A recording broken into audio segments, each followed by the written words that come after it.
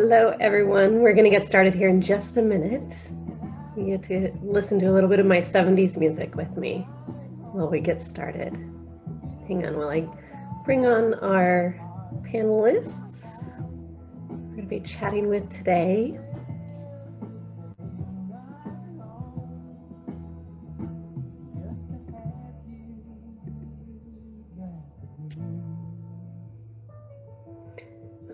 Those of you just joining in, we'll get started here in just a minute.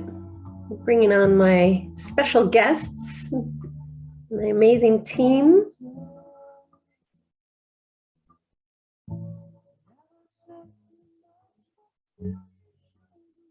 Hello, Mrs. Rashada. Welcome.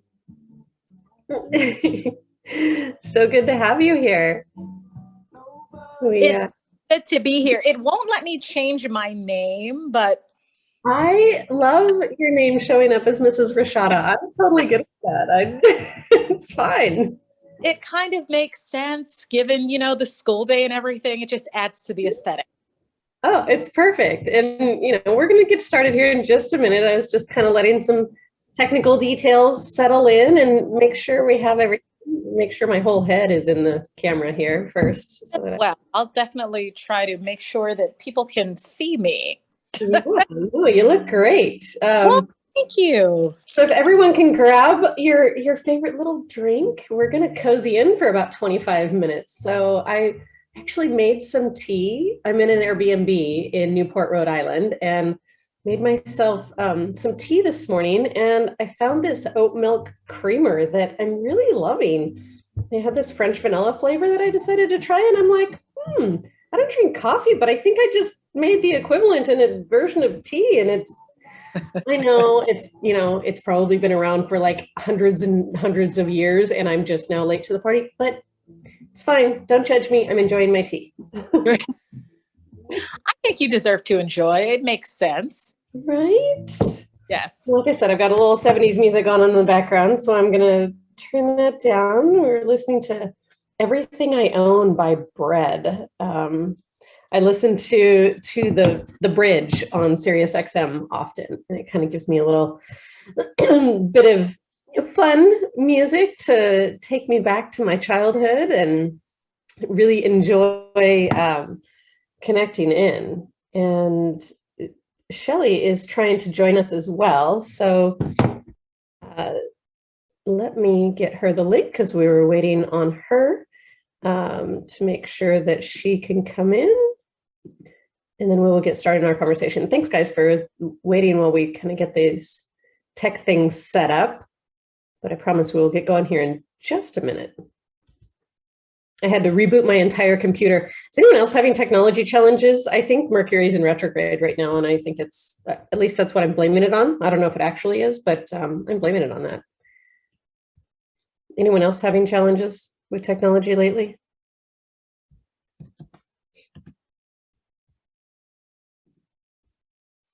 Shiba, you are on mute, so I can't hear you if you're replying to me. Oh, I was just raising my hand. I was just keeping it on mute just in case I had a visitor. It's the day of the new semester, so I didn't want to interrupt anything with kids going, where should I be? Well, that's the reality, right? That's totally the reality. So let's jump in. Hopefully, Shelley will make her way here to join our conversation. So welcome to our mini masterclasses that we are doing every Thursday. We started last week here in the Culture Playground. We have them to where you can register and you can join us on Zoom to where if you have a question, we can bring you on to video, and we're also streaming them, excuse me, we're also streaming them into the Conscious Educator Playground Facebook group. So you're watching in one of a couple of different places, and I've got my team kind of keeping an eye on the chat in both directions. So if you have any questions, definitely chime in, and hopefully we can answer them along the way and bring your conversations, bring you guys into the actual conversation as well. So I am so grateful for this wonderful, wonderful lady that is joining me, Mrs. Shiva Rashada. We met a few years ago in Las Vegas at a middle school, and she was, I believe your title was instructional coach at the time. Yeah. Yes. And Yet that did not do justice to the job you were doing. You were an administrator by all senses of the word, just without the title.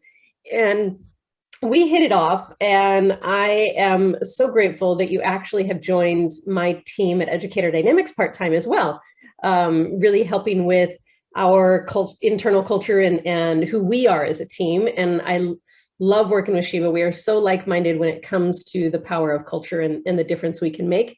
And so she is also an educator in the DC school district, and she is in the middle of her school day. So if she has a kiddo chime in the background, we can just forgive that that's real life, and it is what it is, and it's fabulous. So, and then we have Miss Shelley Wilford, who is joining us. Shelley is also on my team at Educator Dynamics, and a huge advocate for the power of resilience and how we bounce back from things and navigating through life. And those of you that know Shelley know what a powerhouse of an expert she is in all things marketing and all things social media. So she's definitely helping to elevate what we're doing at Educator Dynamics, and I'm super grateful to have her here. The reason that I wanted to bring my two team members on for this mini masterclass talking about how to create a culture of safety is we have been having a lot of lively discussions, and I'm going to actually have Shelley and Shiba join every Thursday as their schedules allow to really keep the conversation going, because we're going to go through this series of a theme in how to create a culture of, and we're going to talk about different words that describe different types of cultures. And so I want to just dive in today. Again, we only have 25 minutes together, and we're going to keep these short and sweet, but really just go deep fast, right? And so for either one of you that wants to chime in first, when you think about a culture where you know it's not safe, an environment where it is not safe, what's present? What's happening in those cultures where it's like, this is not a safe environment? I think I can say an unsafe environment for me is, I mean, especially working in education, is if you have questions, especially if you're questioning a policy of some sort, where you feel like, or you may be reprimanded or punished because of that. Yeah, that voice in your head going, don't say that, don't do that, don't. And usually that's based in what? Where do those stories in our heads come from? Definitely fear. Mm-hmm. Right. And, you know, sometimes too, it's, you know, education, it can be very tricky. So sometimes people have, you know, maybe something's happened to a teacher they knew years ago. Mm-hmm. So want to push the envelope or etc. Yeah. Yeah. It's, we've heard, we've either experienced it or we've heard that it happened to someone else. And usually if we've heard that it's happened to someone else, we don't really know all the details because there's two sides to every story. But if it's happened to us, there's also pieces where we go, okay, well, why did that trigger happen? Shelley, do you want to talk a little bit about kind of those triggers and that visceral reaction that we can have sometimes when we're in a culture of fear and in a culture of where it's not safe? Yeah, I think one example that comes right to my head is in relationships. So if you've been in a relationship where you weren't able to be who you are, you were any kind of like emotional abuse or even physical abuse, and then you move forward in a new relationship and you react to your new person in your old ways because that's what you've felt it before, you've been treated a certain way, and you're projecting all of that stuff onto a new person. So I think and I think about the culture that existed in the military when I was there, which was very much a culture of it's the don't ask, don't tell, but it wasn't about your sexual orientation. It was about the things like, I know the women in my classes, like what we went through, like you didn't come forward. Because if you did, you would be, it's your character that was attacked. You did not feel supported. You did not go through the chain of command, because I imagine that's kind of similar in education, because sometimes it was the people that were in your chain of command that were the perpetrators. So Yeah, those are two. So I've personally had to learn to like take the lessons from those environments. And then, I mean, that was part of the reason I started Bloom, was I wanted to create as Bloom was the co-working space I had. I wanted to create a safe space for women. Right. I wanted to provide what I always wanted. Exactly. And when I think about all of the different organizations and the different schools that I've coached on their organizational structure of who they are as humans together, when you the labels that people will tend to wear, right? The roles that they'll tend to assume. It all comes back to an experience we had at some point in our lives as to why we're either A, behaving that way, or B, reacting that way. And when we look at both sides of the equation, and we look at we were talking last week about our nervous systems, right? And in this hustle culture that we're in right now, that the world is vibrating at, this hustle, like we can't solve problems fast enough and we must go faster and faster and faster. And yet our nervous systems are not meant to fire 24 hours a day, 7 days a week, 365 days a year. And yet we're putting ourselves in that situation. And so when we have these environments, Shelley, to your point, whether it's in an intimate partnership, whether it's in our families, whether it's in our friendship groups, whether it's in our workplace, small teams, or our bigger organizations, or even our big communities, there's all these different layers, and it all comes down to human behavior. It all comes down to, like, why are we reacting the way we're reacting when we can recognize that a fear-based culture, or a culture that doesn't feel safe, that either I'm not safe to speak up, I'm not safe to be my authentic self, I'm not safe to insert thing here, whatever that is.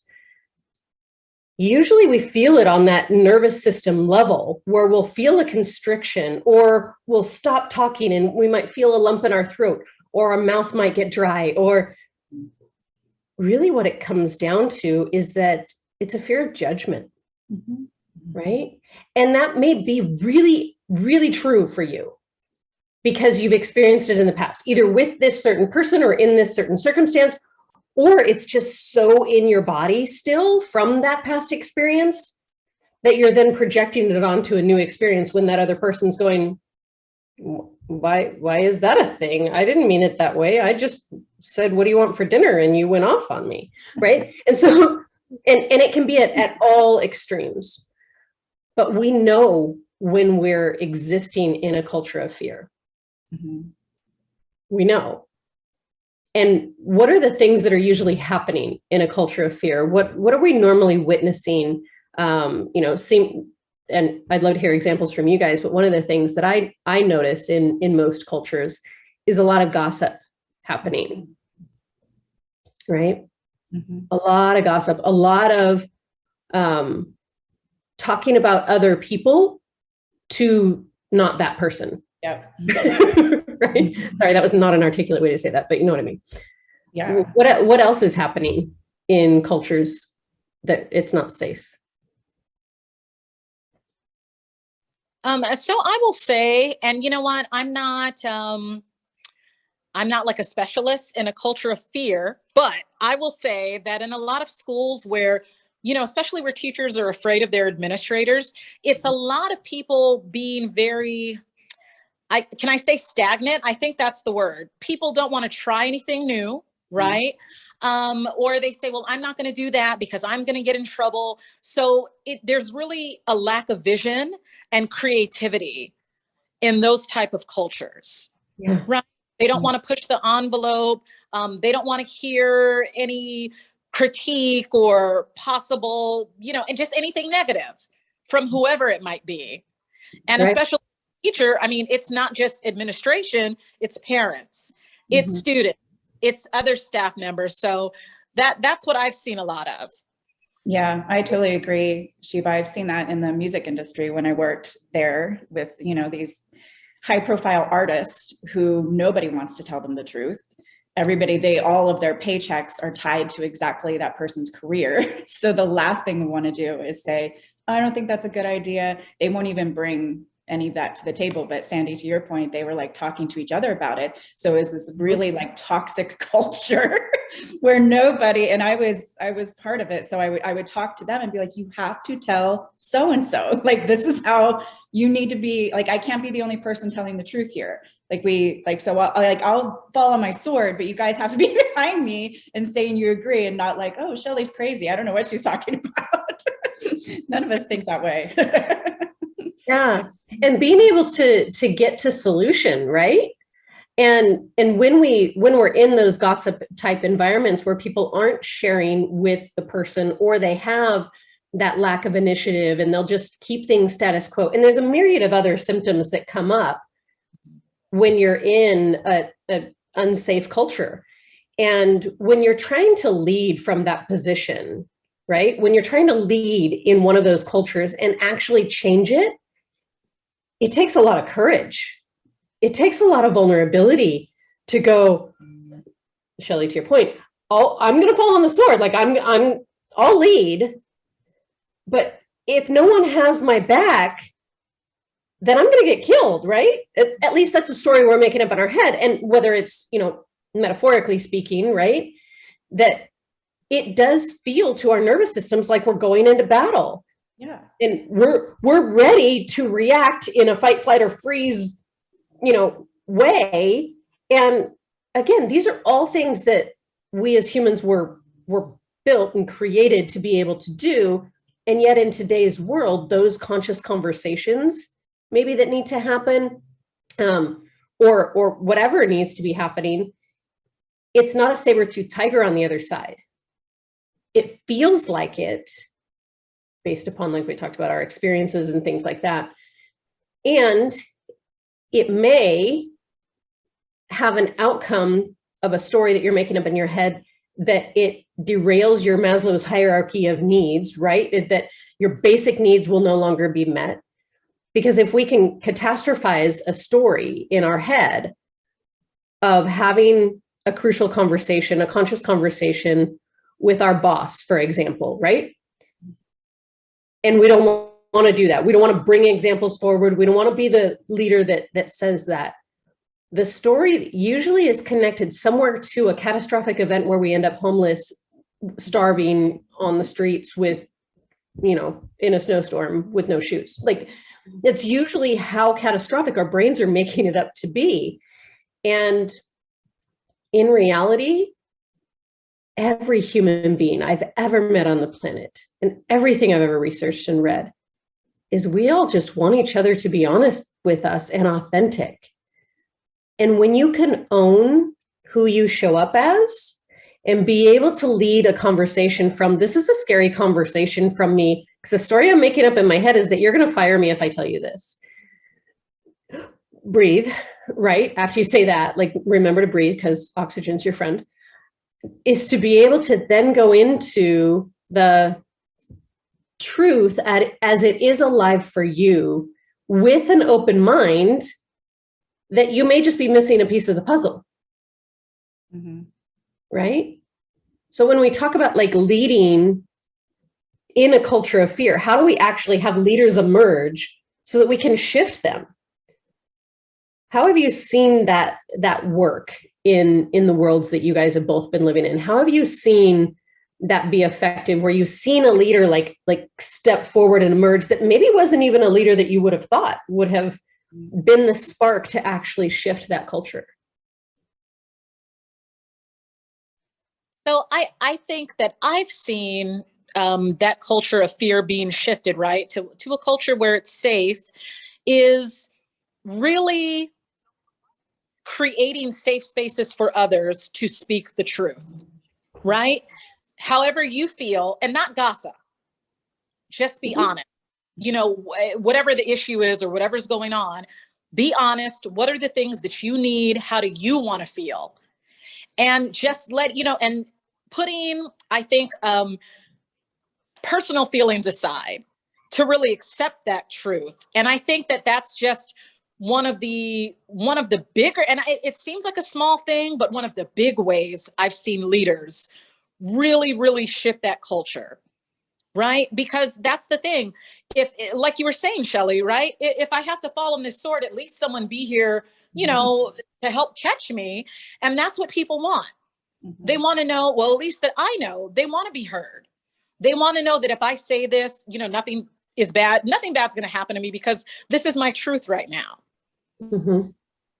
Yeah, for sure. And I see Michelle chiming in the chat. Michelle, thanks so much for that. And really choosing to be unapologetically yourself. And that does end up having people just respect you because they know that this is what they get all the time, versus the why energetically is this coming up, right? Why is there this edge? You know, we're all energetic beings. We can sense when something's off and when someone's BSing us, right? And usually we're the story we make up in our head, to use Brene Brown's language, right, is that they're just being a jerk, or they're just, and then all we're doing is blaming them versus leading with curiosity. Yeah. Right. So Shiva, to your point, like creating safe spaces is a huge first step. And just so that people can feel heard, and then being able to lead with curiosity. And Stephen Covey's work, right? 7 Habits, seek first to understand. And those two things are vital to creating a culture of safety. And we can't wait for the quote unquote person with the title to do that if they themselves can't see the forest through the trees. Yeah. But if you can, then why not? Go ahead, Shelley. I just finished this book with my sisters. We did a Crucial Conversations. I so highly recommend it. And I go back to it all the time, but part of the first thing in Crucial Conversations is an environment of safety. Like, nobody's going to tell you the truth if they think that you're going to lash back out at them. But also I think it's important when you're about to have a crucial conversation or come forward with the truth. And I've learned this years ago, and I keep relearning it, is like, honesty doesn't need to be brutal. Like, there's a way to have a conversation with someone without attacking their character or going, you know, like there's a way to articulate a problem without making it like personal to that person, or, you know, and I've learned so much, and they give you so many examples in this book of just, and really like anything from an employee that's being insubordinate to like somebody who's just like having to communicate to someone that they should probably take a shower more, which like really uncomfortable conversations. But there's ways that, you know, you can have those conversations, and and both people are still intact. Like it can actually be at a point of connection afterwards, like a trust building. Yeah, absolutely. Shiva, how many times in your career as an educator have you had to have an uncomfortable conversation with a student that led to a deeper level of connection? Oh, God. Listen, last week or the whole entire career? I don't know if we can count, right? Right. And I've totally lost count. And can I just add to that too? It's not just about creating safe spaces, especially when it comes to building classroom culture. It's about protecting those safe spaces as well. Because, you know, in my class, discussion is, you know, I am super adamant that we're allowed to have open discussions. And if someone is saying how they feel, I'm not going to let another kid say, oh, that's not right. No. I'm going to protect that space as well and allow them to say what they need to say. Mm-hmm. And with those difficult conversations, I mean, that could be anywhere from, you know, 1 a day to 10 a day. Yeah. And usually when I have those conversations, I'll remove the student from the room because I don't want those conversations to be attached to any shame. Mm-hmm. Because, you know, shame is that's an unsafe environment. Yeah, for sure. Shiva, that's so huge. And all of you educators, edupreneurs, entrepreneurs, leaders in general who are watching, it's not easy to do. It takes practice, and it takes a level of conscious conversation and crucial conversations, to Shelley's point on the book, to to really lean into that and to make a commitment that gets to be the number one priority of what is happening in our working and learning environments right now. In order to mitigate this hustle culture, if we do not have a culture of safety that we are experiencing, none of the rest of the things are actually going to happen with any kind of sustainability. Mm-hmm. Everything that I do and that we do at Educator Dynamics in creating comprehensive, sustainable, positive working and learning environments is to focus on the humans first and to create that safe culture. And I want to share one visual with you guys just as we start to wrap up here. I've showed this a lot of times before. So if you've been on any of our other masterclasses or webinars, you've seen this evolution of consciousness that really looks to, it's connecting the chakras. So there is a spiritual element here. It's connecting Roger Hamilton's work with the Wealth Lighthouse in how businesses grow. It's connecting in with John Smotherman's work on leadership culture. It's connecting in so many different thought leaders' work that Richard Barrett's done an amazing job with leadership culture and that evolution. So I've connected it all in here and then added my own flavor to it. When we talk about this fear-based culture that is not safe to our nervous systems and the humans that are in that culture are in crisis management, reactionary survival mode, you're going to see a lot of victimhood. You're going to see a lot of struggle, a lot of high stress. It's very chaotic. You're going to see blame. There's going to be anxiety.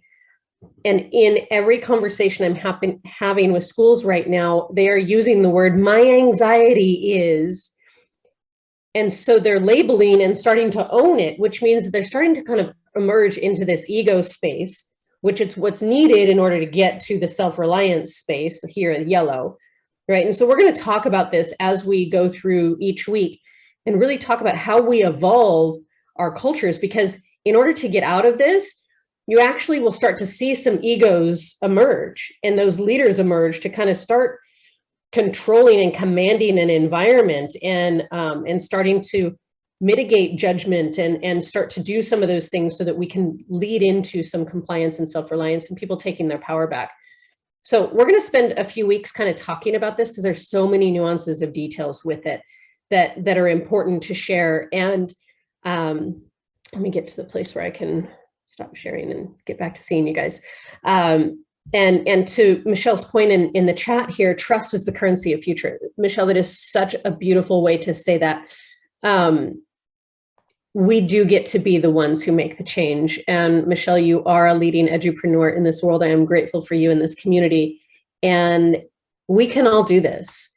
We're going to have different book recommendations each week. Last week, we talked about A Minute to Think. This week, Shelley brought in Crucial Conversations. And so my team and I will start compiling this list of books and resources and give you guys links to them. We do have a website landing page that is in development. We are hoping to launch it next week. That will have, you guys will have access to all of these recordings, as well as any resources that we're going to be pointing to.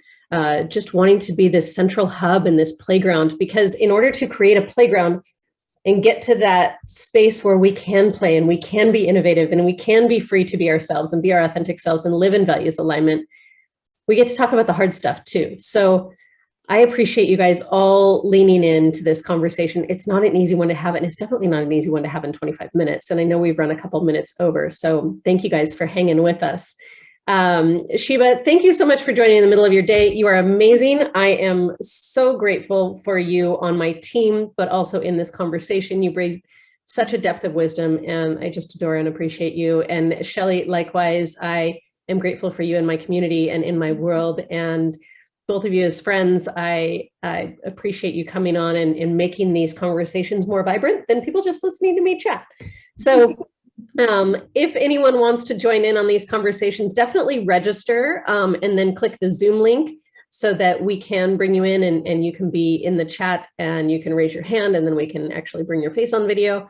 So we want to make these as interactive as possible and really just connect with you on a weekly basis. So I am wishing you all a beautiful rest of your week and weekend. And my action step for you this week is for you to actually just get curious within yourself about what could be one step you could take to start to create a culture of safety in one relationship you have. So one action, one relationship, what's one thing you could do to create a culture of safety in our environments? And if we all just do that one thing, then we're going to start a ripple of impact. And that's really what we're all here for, is to create this ripple effect of all of us really stepping into our power and our consciousness. So I wish you all a beautiful rest of your week, and we will talk soon. Thanks, everybody. Thank you.